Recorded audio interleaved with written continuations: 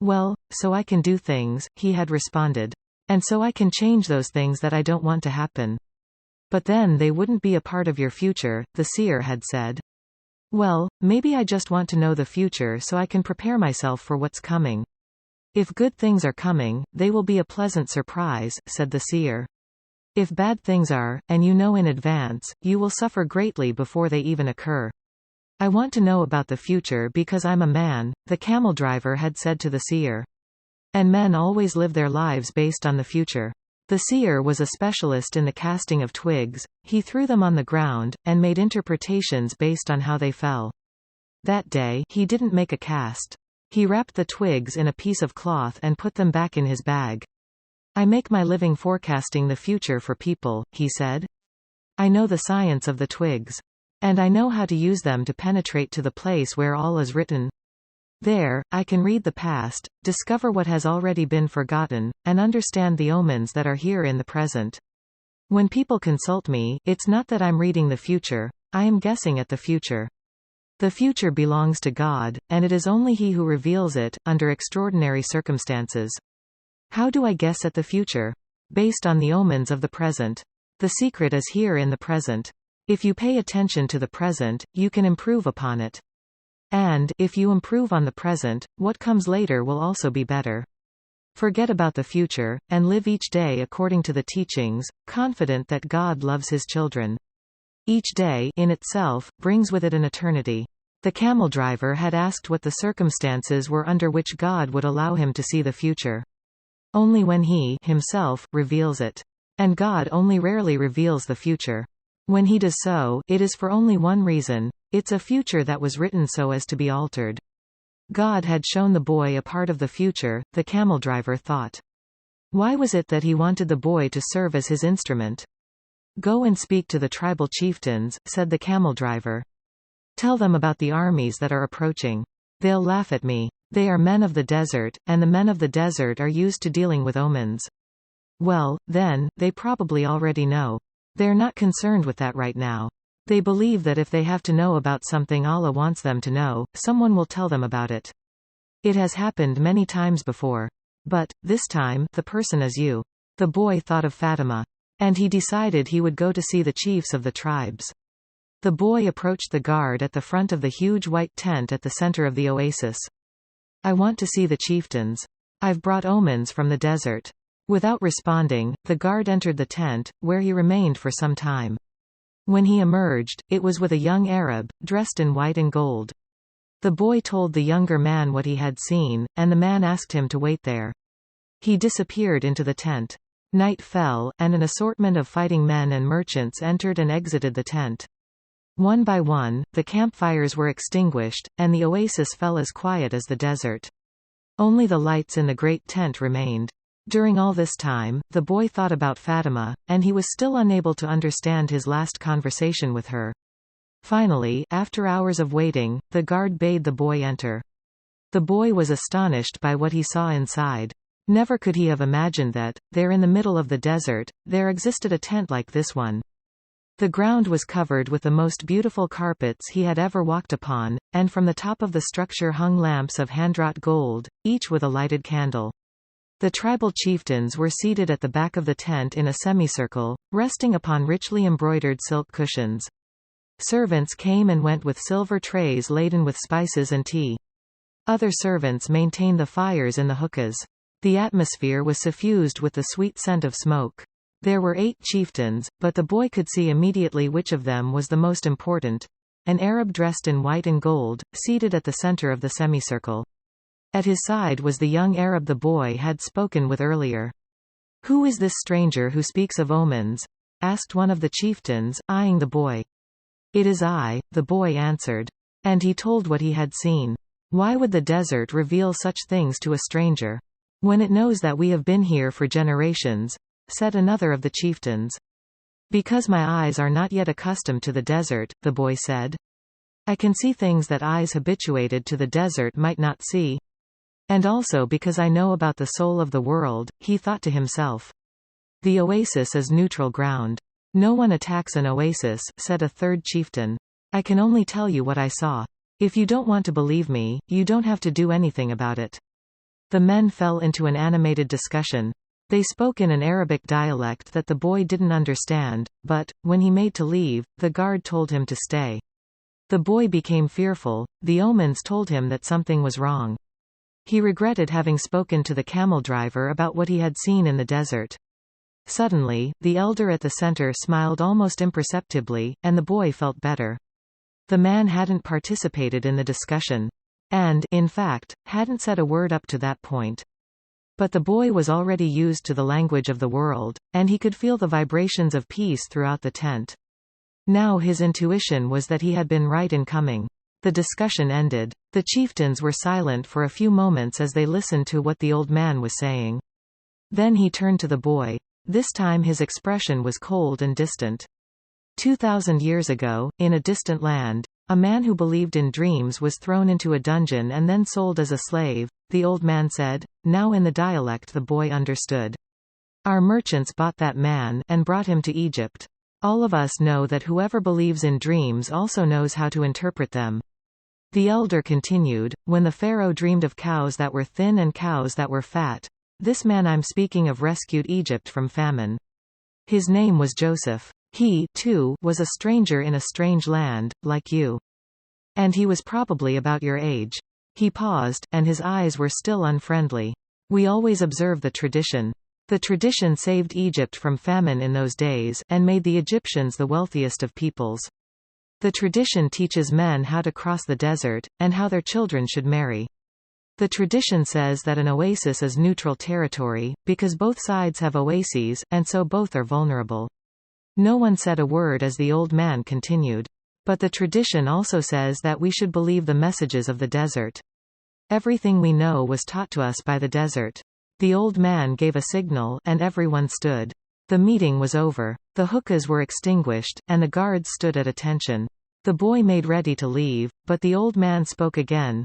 Tomorrow, we are going to break the agreement that says that no one at the oasis may carry arms.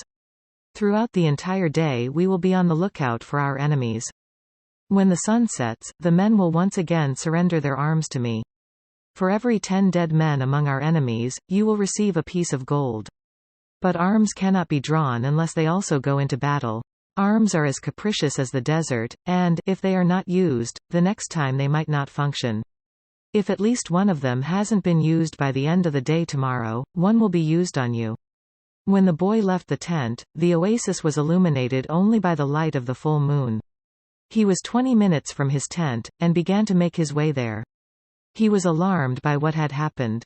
He had succeeded in reaching through to the soul of the world, and now the price for having done so might be his life. It was a frightening bet.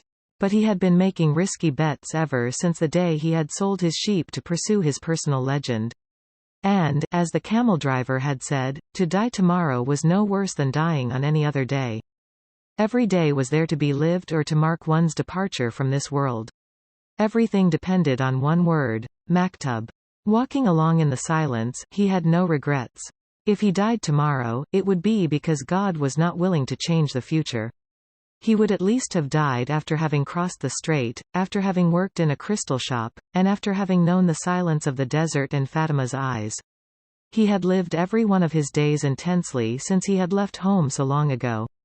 If he died tomorrow, he would already have seen more than other shepherds, and he was proud of that. Suddenly he heard a thundering sound, and he was thrown to the ground by a wind such as he had never known. The area was swirling in dust so intense that it hid the moon from view. Before him was an enormous white horse, rearing over him with a frightening scream. When the blinding dust had settled a bit, the boy trembled at what he saw. Astride the animal was a horseman dressed completely in black, with a falcon perched on his left shoulder. He wore a turban and his entire face, except for his eyes, was covered with a black kerchief.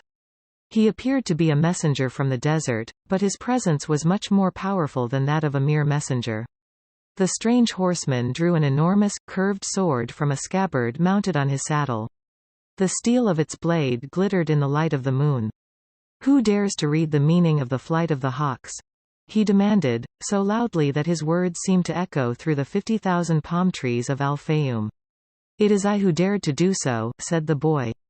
He was reminded of the image of Santiago Matamoros, mounted on his white horse, with the infidels beneath his hooves. This man looked exactly the same, except that now the roles were reversed. "It is I who dared to do so," he repeated, and he lowered his head to receive a blow from the sword. "Many lives will be saved, because I was able to see through to the soul of the world." The sword didn't fall. Instead, the stranger lowered it slowly, until the point touched the boy's forehead. It drew a droplet of blood. The horseman was completely immobile, as was the boy. It didn't even occur to the boy to flee.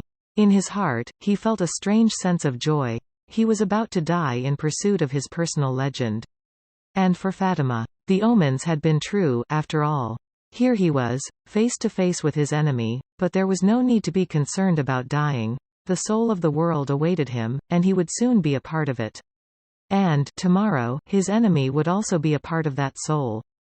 The stranger continued to hold the sword at the boy's forehead. "Why did you read The Flight of the Birds?" "I read only what the birds wanted to tell me. They wanted to save the oasis. Tomorrow all of you will die, because there are more men at the oasis than you have." The sword remained where it was. "Who are you to change what Allah has willed? Allah created the armies, and He also created the hawks. Allah taught me the language of the birds. Everything has been written by the same hand," the boy said, remembering the camel driver's words. The stranger withdrew the sword from the boy's forehead, and the boy felt immensely relieved. But he still couldn't flee. "Be careful with your prognostications," said the stranger.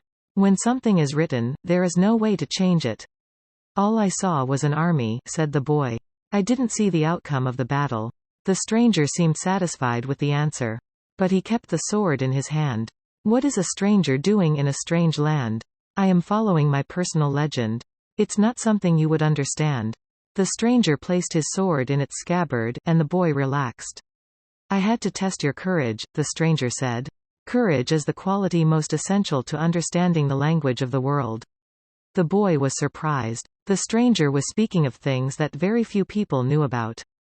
"You must not let up, even after having come so far," he continued.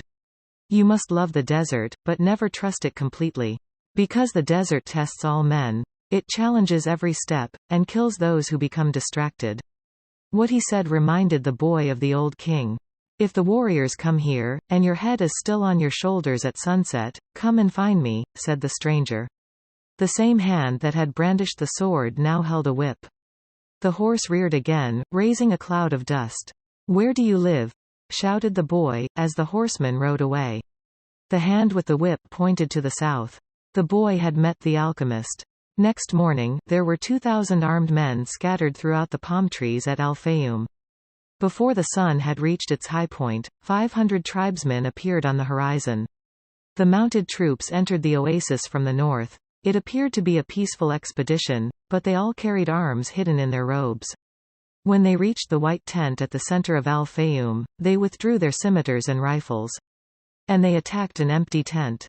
The men of the oasis surrounded the horsemen from the desert, and within half an hour all but one of the intruders were dead. The children had been kept at the other side of a grove of palm trees, and saw nothing of what had happened. The women had remained in their tents, praying for the safekeeping of their husbands, and saw nothing of the battle, either. Were it not for the bodies there on the ground, it would have appeared to be a normal day at the oasis. The only tribesman spared was the commander of the battalion. That afternoon, he was brought before the tribal chieftains, who asked him why he had violated the tradition.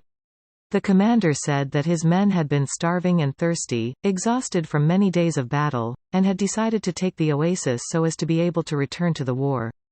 The tribal chieftain said that he felt sorry for the tribesmen, but that the tradition was sacred.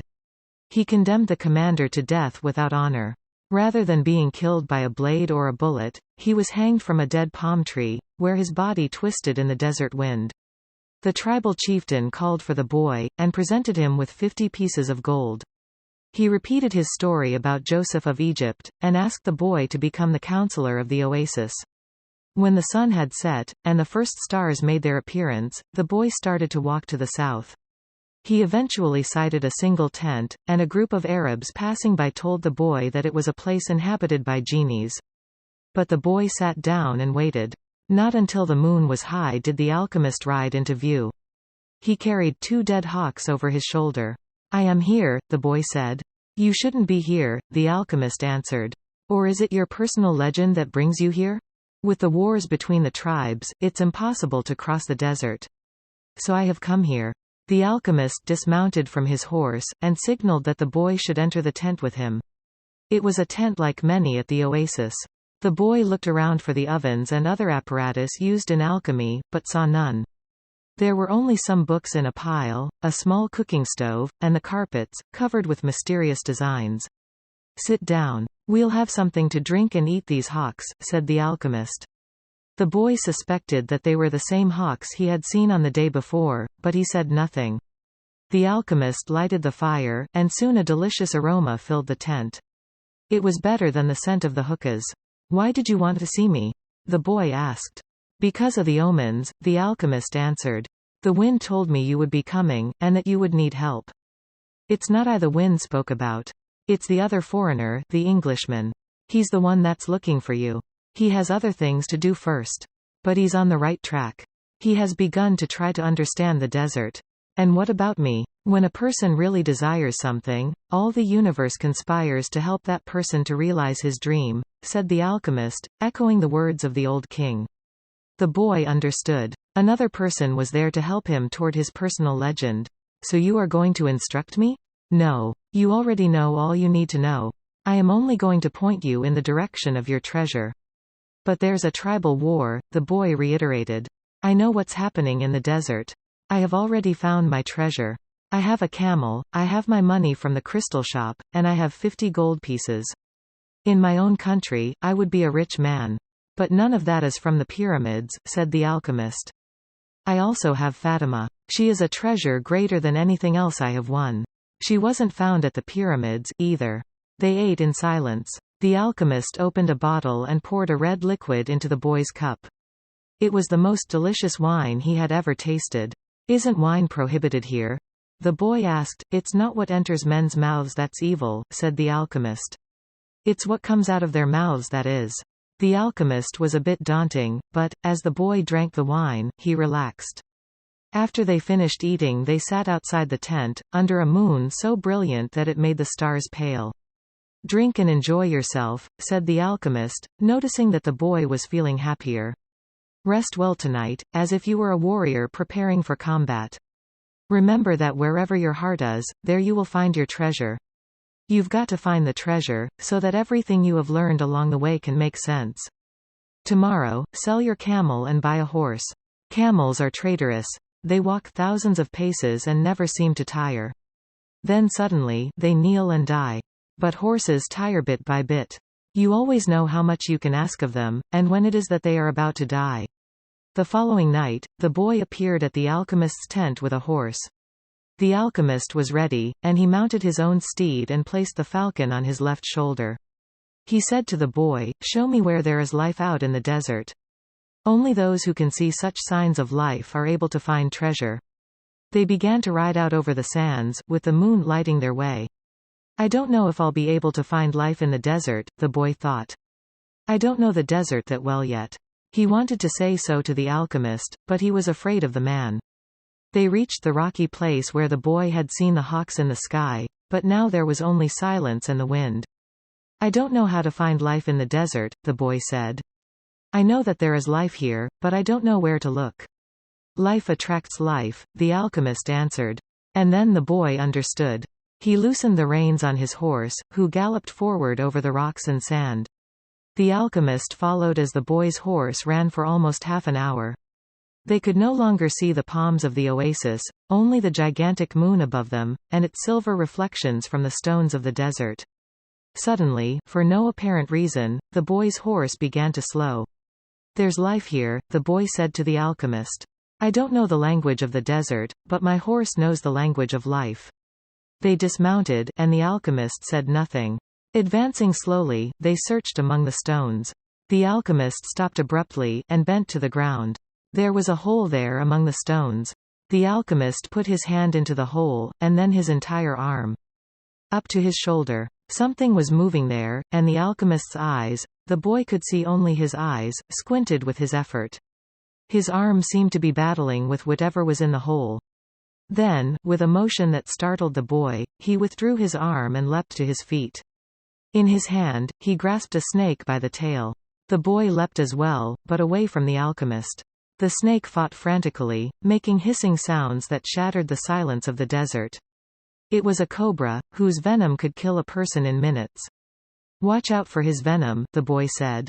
But even though the alchemist had put his hand in the hole, and had surely already been bitten, his expression was calm. The alchemist is 200 years old, the Englishman had told him. He must know how to deal with the snakes of the desert. The boy watched as his companion went to his horse and withdrew a scimitar. With its blade, he drew a circle in the sand, and then he placed the snake within it. The serpent relaxed immediately. "Not to worry," said the alchemist. "He won't leave the circle. You found life in the desert, the omen that I needed." Why was that so important? Because the pyramids are surrounded by the desert. The boy didn't want to talk about the pyramids.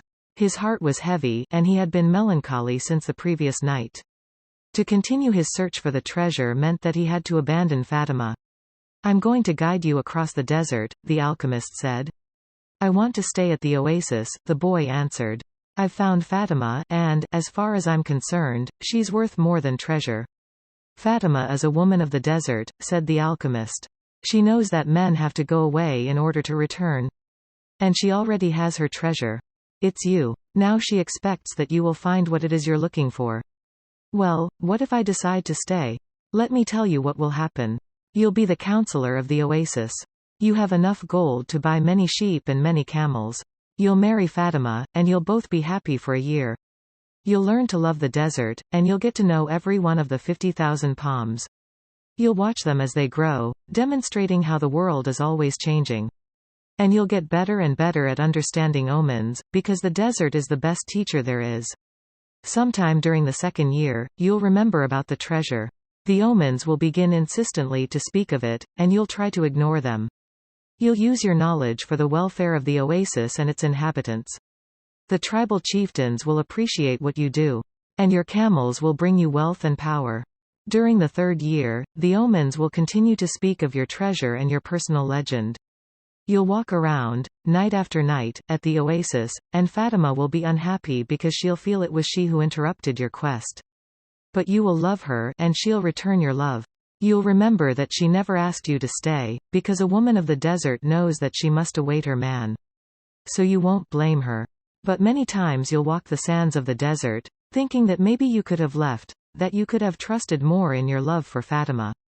Because what kept you at the oasis was your own fear that you might never come back. At that point, the omens will tell you that your treasure is buried forever. Then, sometime during the fourth year, the omens will abandon you, because you've stopped listening to them.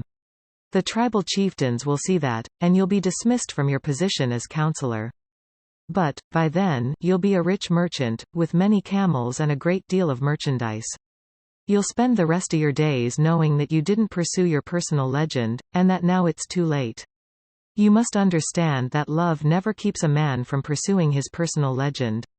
If he abandons that pursuit, it's because it wasn't true love, the love that speaks the language of the world. The alchemist erased the circle in the sand, and the snake slithered away among the rocks. The boy remembered the crystal merchant who had always wanted to go to Mecca, and the Englishman in search of the alchemist. He thought of the woman who had trusted in the desert. And he looked out over the desert that had brought him to the woman he loved. They mounted their horses, and this time it was the boy who followed the alchemist back to the oasis. The wind brought the sounds of the oasis to them, and the boy tried to hear Fatima's voice. But that night, as he had watched the cobra within the circle, the strange horseman with the falcon on his shoulder had spoken of love and treasure, of the women of the desert and of his personal legend. "I'm going with you," the boy said. And he immediately felt peace in his heart. "We'll leave tomorrow before sunrise," was the alchemist's only response. The boy spent a sleepless night. 2 hours before dawn, he awoke one of the boys who slept in his tent, and asked him to show him where Fatima lived. They went to her tent, and the boy gave his friend enough gold to buy a sheep.